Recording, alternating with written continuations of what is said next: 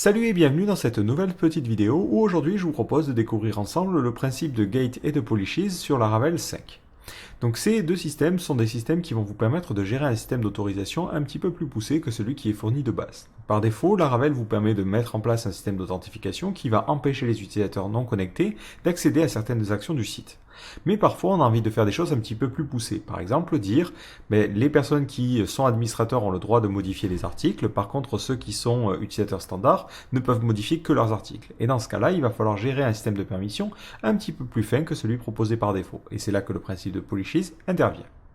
Donc pour cette vidéo, je vais partir de la structure blog MVC, ça me permet d'avoir la base et de nous concentrer aujourd'hui sur vraiment le système d'autorisation. Donc j'ai déjà cloné ce dépôt-là et j'ai ma base de données qui est prête mais qui pour le moment est vide. Donc ce que je vais faire, c'est que je vais lui demander de remplir tout ça. Donc je fais un coup de PHP artisan, migrate, refresh et je lui demande de seeder, c'est-à-dire de remplir avec de fausses informations. Maintenant, ma base de données est prête et je suis prêt à lancer mon serveur. Donc je fais un coup de PHP artisan serve et ça va me lancer le serveur sur le port 8000. Donc si je me rends sur localhost de .8000, hop, je vois bien que j'ai mon site et je peux me connecter en tant qu'administrateur. Donc le login c'est admin et le mot de passe c'est admin. Et l'administrateur a le droit de modifier ou de supprimer tous les articles. Donc moi ce que j'ai envie de faire c'est de mettre en place un système d'autorisation, de dire si l'utilisateur est admin alors il va avoir le droit de faire ces actions là, s'il n'est pas administrateur il n'a pas le droit. Donc on va d'abord créer au niveau de user une fausse méthode qui nous permettra de savoir si l'utilisateur est admin ou non. Donc je vais simplement créer une méthode isAdmin et pour l'instant elle renverra false. On branchera ça avec la base de données juste après. Donc maintenant, on va voir le premier système, le système de gates. Donc le système de gates va vous permettre d'ouvrir ou de fermer une action suivant une condition. Donc les permissions vont se gérer directement au niveau du service provider. Donc vous allez dans providers et c'est le hot service providers qu'il va falloir modifier. Donc vous avez déjà un petit peu de code par défaut et ici vous allez pouvoir définir des permissions supplémentaires. Donc pour définir une permission, il faut utiliser la façade gate. Et sur cette façade, vous avez une méthode define qui va vous permettre de définir une nouvelle permission. Nous, on va par exemple l'appeler update-post et qui permettra de dire l'utilisateur a le droit ou non de modifier un article. Et cette permission va prendre en second paramètre une fonction anonyme qui permettra de savoir si oui ou non l'utilisateur a le droit de faire ou non cette action-là. Cette fonction prendra systématiquement en premier paramètre une instance de l'utilisateur. Donc là, on va utiliser le typage pour savoir un petit peu de quoi il en retourne. Et vous pouvez ensuite lui passer d'autres paramètres. Pour l'instant, on va se contenter de ça. Nous ici, on va dire si l'utilisateur n'est pas administrateur, donc, dans ce cas-là, il n'a pas le droit d'y accéder. Donc cette fonction devra retourner true si l'utilisateur a le droit de faire l'action et false sinon. Donc nous, on mettra un return de différent de user isAdmin. Ou plutôt, non, directement, un return de user isAdmin. Donc si l'utilisateur est administrateur, il aura le droit de faire ça, sinon, il n'aura pas le droit. Maintenant, comment on va autoriser l'utilisateur au niveau de l'action? Donc au niveau de l'action, on va pouvoir vérifier qu'un utilisateur a ou non une permission en utilisant sur la façade gate la méthode hello. Donc là, je vais me rendre sur mon poste contrôleur, donc il se situe dans le namespace administration, et on va se rendre sur l'action index, celle qui permet par exemple de lister des articles. Si je veux vérifier si l'utilisateur a le droit ou non de faire les choses, je vais mettre pour l'instant un DD. Je mets gate, donc ma façade, hello, et je vérifie est-ce que l'utilisateur a le droit de modifier des articles. Et c'est tout ce que j'ai à faire à cet endroit-là. Automatiquement, l'utilisateur courant, accessible via l'authentification, va être passé en paramètre de ma fonction anonyme. Et du coup, ici, l'utilisateur n'aura pas le droit de faire les choses. Par contre, attention, ici c'est allows avec un S. Hop. Donc si je réactualise ma page, l'utilisateur ici n'a pas le droit de faire cette action-là. Donc je pourrais mettre une condition en disant il ne peut pas faire ce truc-là, c'est interdit.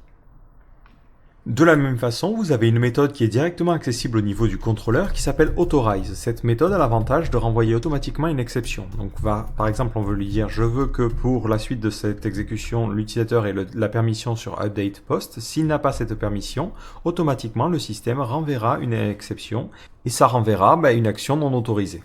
Donc c'est ce que l'on voit ici. Alors si on a envie d'être un petit peu plus précis, par exemple au niveau de notre poste. Au niveau de notre système, on va lui dire, on va te passer en second paramètre l'article en question. Et ça sera un objet de type post. Donc je vais importer la classe, voilà. Et du coup ici on lui dira, bon ben tu as le droit de modifier cet article-là si tu en es l'auteur. Donc on mettra user ID égale post user ID. Maintenant, si je veux autoriser cette action-là, alors on va pas le mettre ici, on va par exemple le mettre dans une action d'édition. Bon, on va lui dire l'utilisateur a le droit de modifier cet article-là, mais par contre, il faut lui passer en paramètre l'article en question. Donc ici, on lui passe le post. Si maintenant j'essaie de me rendre sur l'action d'édition, donc ici, hop, je vois que j'ai bien accès.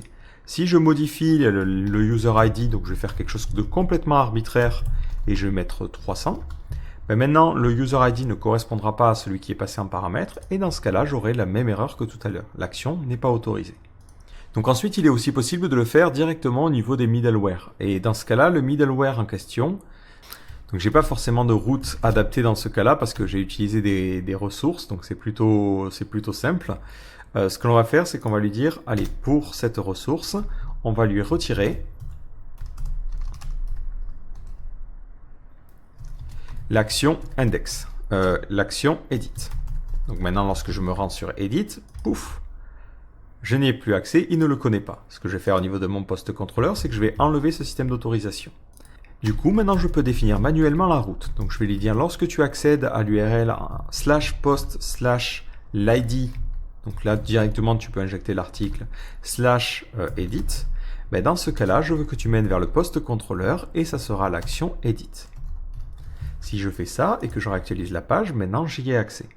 Si je veux utiliser le middleware, je peux lui dire ici, je veux que tu rajoutes le middleware et le nom du middleware, ça sera can. Donc ça, c'est le nom de la politique. Je te passe en second paramètre le update-post. Et ensuite, post, qui permet de dire ça fera référence au paramètre qui est passé là. Et du coup, ben, ça fera la vérification automatiquement. Si je réactualise la page, l'utilisateur a bel et bien le droit d'accéder à cette page-là. Si par contre je modifie ma condition, donc on va dire, hop, c'est directement au niveau de notre service provider, on mettra un différent ce coup-ci, histoire de casser cette permission par défaut. Lorsque je réactualise la page, dans ce cas-là, je me tape une action non autorisée. Donc ça, c'est le premier système, le principe des gates. Donc c'est une méthode qui fonctionne si on a quelques petites permissions à définir, mais si on a beaucoup de types de contenus différents et qu'on veut mettre en place plein de CRUD, ben, commencer à définir des permissions un petit peu comme ça à la volée, ben, c'est pas forcément terrible. C'est là qu'intervient une seconde notion, la notion de policies. Donc les policies vont permettre de dire, pour ce modèle en particulier, je veux mettre ces permissions-là.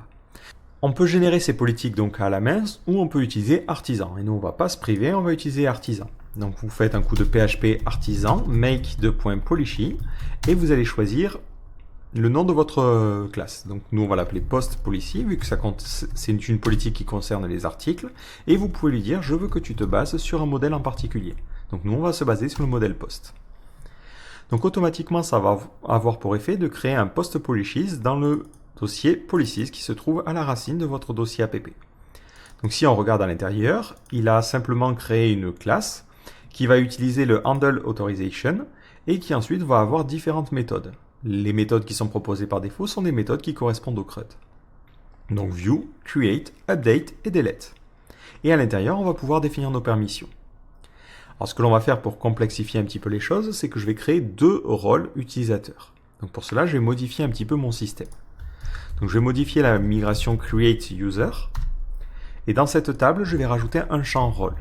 Ce champ rôle sera soit user pour un utilisateur standard, soit administrateur pour un utilisateur administrateur. Ce que je vais faire, c'est que je vais modifier aussi mon post seeder. Donc c'est un code qui est chargé de remplir ma base de données.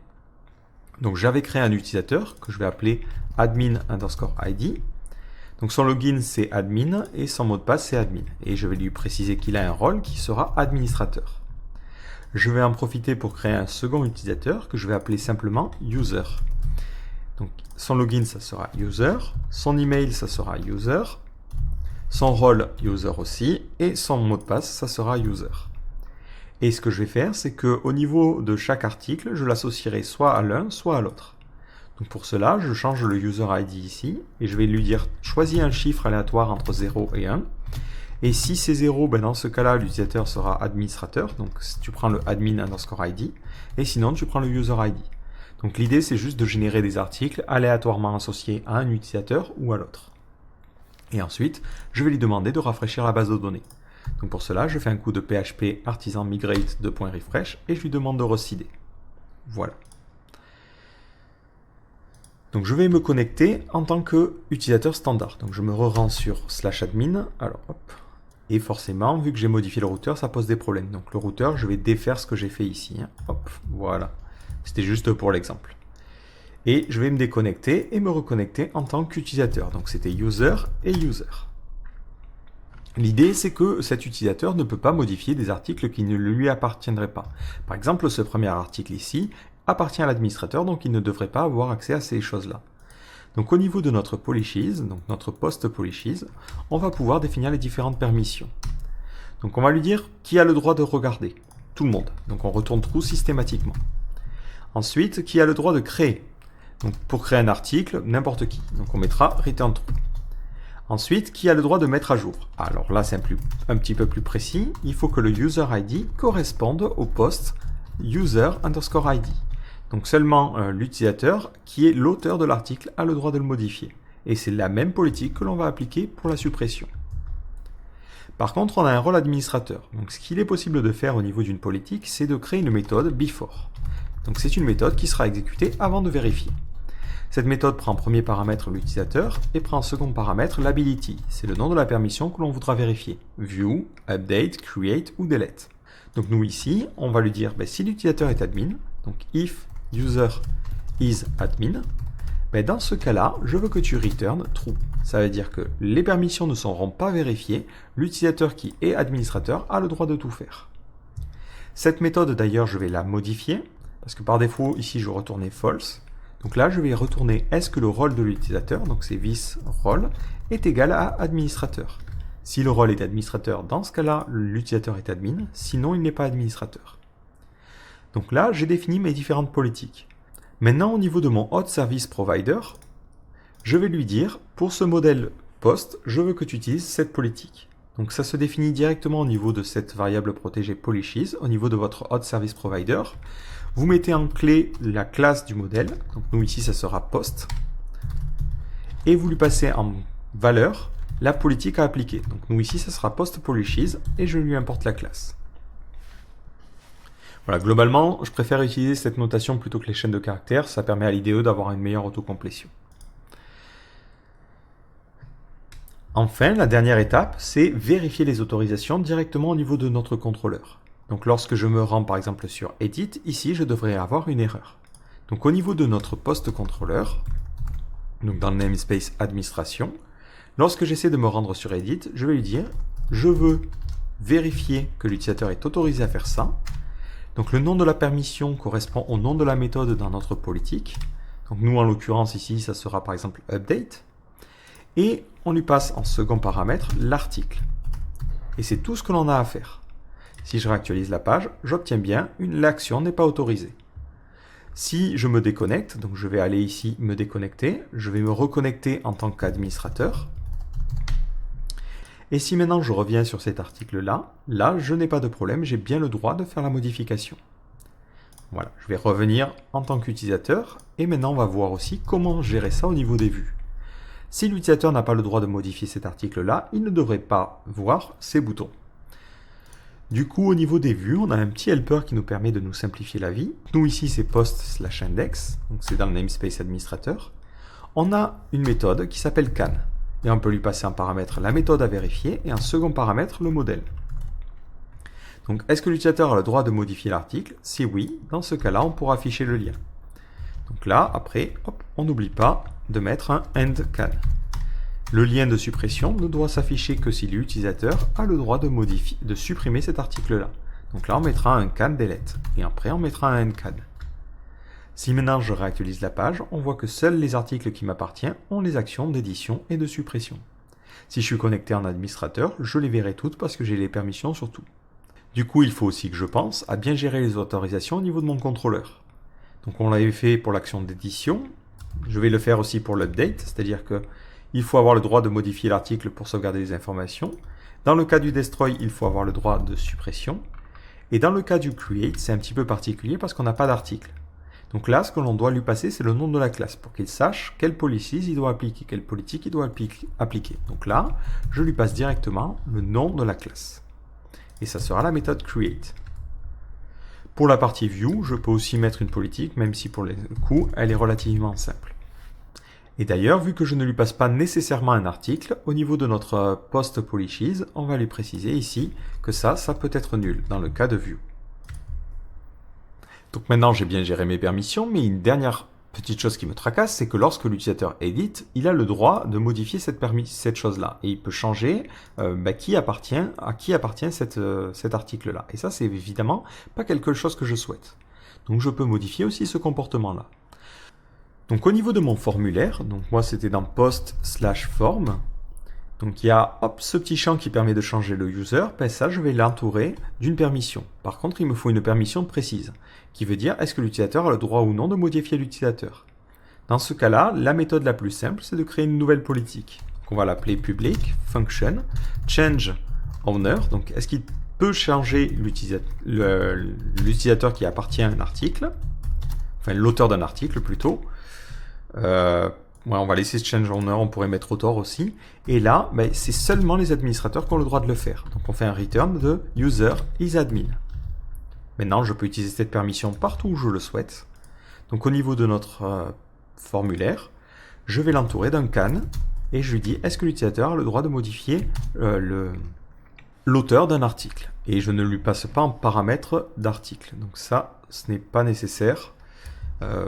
C'est une permission globale, donc il n'y a pas de sens à pouvoir changer l'auteur d'un article en particulier. Donc après, évidemment, vous affinez suivant vos cas. C'est toujours le même principe avec les permissions, il faut bien y réfléchir en amont. Maintenant, si je réactualise cette page, vu que je ne suis pas administrateur, je ne peux pas modifier ces choses-là.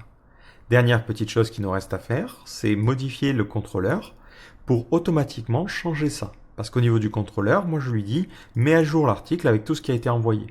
Donc un utilisateur un petit peu malin, il comprend comment fonctionne le nom des champs, modifie un champ et peut comme ça modifier un user ID. Et ça, c'est évidemment pas quelque chose que je souhaite. Donc idéalement, ce que je préfère faire dans les contrôleurs, c'est détourner ça et le mettre dans une action que je vais appeler params, par exemple, dans une méthode que je vais appeler params. Et cette méthode, je lui passe en paramètre la requête. Maintenant, je vais définir cette méthode en privé. Donc, je fais une méthode params. Et par défaut, ça fait un return de request et je lui renvoie tous les paramètres. Et du coup, ça prend en paramètre la requête. Et l'avantage ici, c'est que je peux vérifier la permission. Donc je récupère l'utilisateur, je fais un user égale hot user. Je vais lui dire est-ce que l'utilisateur peut changer le propriétaire de l'article. Si effectivement il peut le faire, dans ce cas-là, je veux que tu returnes tout. Dans le cas contraire, je veux récupérer tous les paramètres sauf le paramètre user ID. Donc là, je vais faire params égale request et je lui demande tous les paramètres sauf celui qui s'appelle user_id. Ensuite, je vais mettre dans les paramètres un user ID qui correspondra à l'idée de l'utilisateur. Donc globalement, un utilisateur qui n'a pas le droit de modifier l'auteur d'un article se verra automatiquement associé comme auteur de l'article qu'il est en train de modifier. Et à la fin, je return les paramètres. Voilà, comme ça, je change un petit peu la logique en fonction d'une permission. Si demain je me dis, je change cette permission et je change qui a le droit ou non de modifier les articles, tout va se retrouver modifié en fonction. Et ça, c'est plutôt sympa. Du coup, maintenant, lorsque je vais créer un nouvel article, donc que je vais appeler démo et démo, lorsque je vais sauvegarder les informations, je me verrai automatiquement associé à cet article-là. Alors par contre, légère petite modification que je vais devoir faire en amont, c'est qu'au niveau du post request, j'obligeais le user ID à être défini, ce qui n'est plus le cas aujourd'hui. Donc ici, je clique sur créer, et ça devrait fonctionner. Hop, si ce n'est ici que j'ai oublié d'importer le namespace. Tellement l'habitude de l'autocomplétion que j'y fais même plus gaffe. Voilà, donc lorsque je resoumets les informations, mon article a bien été créé. Donc lorsque je regarde, j'ai ici démo qui a été créé et je suis bien l'utilisateur. Si maintenant j'essaie de me reconnecter en tant qu'administrateur, hop. En tant qu'administrateur, je vois les différents articles. Je peux même modifier celui-là même si j'en suis pas l'auteur. Alors là, il faut bien faire attention. Si vous mettez simplement la permission comme ça, lui ne saura pas à quelle politique l'appliquer. Et par défaut, il prendra la contrainte la plus simple qui est de dire si je ne vois pas de permission, c'est qu'on n'a pas de permission du tout. Donc ça c'est bien, ça veut dire qu'il ne met pas tout par défaut, donc ça évite les erreurs. Par contre, pour corriger ce problème, il faut lui passer en paramètre soit le nom de la classe, soit tout simplement l'entité. Donc moi j'ai systématiquement un post ici, et au niveau du contrôleur, c'est la même chose. Ici, je lui passe l'article en question. Donc l'article, ça sera post. Et du coup ici, par contre, je vais lui passer simplement la classe. Voilà, comme ça permettra de résoudre ce problème-là. Si je suis administrateur, je peux associer l'article à admin, et là, c'est bon, là, l'article est associé à admin, mais je peux aussi l'associer à l'utilisateur. Et vu que j'ai les permissions, je peux faire ces modifications-là. Et comme on l'a vu tout à l'heure, ça fonctionne aussi sous forme de middleware. Donc là, je vais me redéconnecter encore une fois, je vais me reconnecter en tant qu'utilisateur. Voilà. On va aller sur l'article numéro 1 que l'on n'a pas le droit de modifier, donc c'est post/1/edit. Et je n'ai pas le droit de modifier cet article-là. Si j'enlève cette partie-là, dans ce cas-là, je vais avoir le formulaire qui va me permettre d'éditer les choses. Et si je veux gérer ça via un middleware, donc au niveau de notre routeur, on va refaire ce que j'ai fait. C'est juste une dernière petite chose. Voilà. Le middleware, ça s'appellera can. Ensuite, on mettra la permission en question. Donc nous, ça sera update. Et ensuite, le nom de l'entité qui est récupérée directement en paramètre. Et ça donne le même résultat. Cette action n'est pas autorisée. Donc si jamais vous avez des routes qui sont définies manuellement, ça peut être sympa d'utiliser le middleware parce que c'est un petit peu plus simple. Mais si jamais vous avez quelque chose qui utilise la structure REST, quelque chose qui ressemble à ça, dans ce cas-là, les permissions, on va plutôt avoir tendance à les définir directement au niveau du contrôleur. Donc après, il n'y a pas forcément de bonnes ou mauvaises pratiques à cet endroit-là, c'est à vous de voir ce qui vous convient le mieux. Donc nous, au niveau du post-contrôleur, je vais bloquer cette autorisation-là. Et d'ailleurs, ici, il faut aussi que je bloque l'action create, l'action de stockage qui est cet endroit-là. Voilà. Voilà. Et du coup, je suis toujours bloqué et je n'ai pas le droit d'accéder à cette page-là. Donc globalement, c'est tout ce qu'il y a à voir sur ce système-là. Qu'est-ce qu'il faut retenir? Il faut retenir que vous avez la possibilité de définir des permissions grâce au Hot Service Provider qui est fourni par défaut. Donc on a la possibilité d'utiliser la façade Gate pour renseigner et de définir de nouvelles permissions. Donc ça peut être pratique pour définir des permissions de manière générique qui ne sont pas associées à des modèles en particulier. Par contre, si vous voulez associer des permissions à des modèles, ce qui peut être plus pratique et qui permet une meilleure organisation, c'est l'utilisation de policies. Donc les policies vous permettent d'appliquer une politique par rapport à un type de modèle en particulier. Et ensuite, vous pouvez vérifier plus simplement ces politiques à travers les contrôleurs en utilisant la méthode authorize, en utilisant des middleware ou en utilisant dans vos vues la méthode can. Donc après, c'est à vous d'être un petit peu créatif au niveau du code à mettre dans ces politiques. Quelques petites pistes si vous voulez aller plus loin. Ce que vous pouvez faire, c'est pour ce cas-là, qui est un cas assez classique, c'est-à-dire il faut être l'auteur pour modifier ou il faut être administrateur. Vous pourriez créer une classe policies générique que vous réutiliseriez à plusieurs endroits. Ce que vous pouvez aussi faire, c'est utiliser une base de données pour gérer les permissions. Et dans ce cas-là, lorsque vous vérifiez une permission en particulier, vous pouvez récupérer le niveau de permission en fonction d'une base de données. Après, ça dépendra des cas et c'est à vous d'imaginer un système plus ou moins complexe suivant vos besoins. Donc j'espère que cette vidéo vous aura permis d'y voir plus clair dans le système de politique de Laravel et je vous donne rendez-vous dans une prochaine vidéo. Ciao!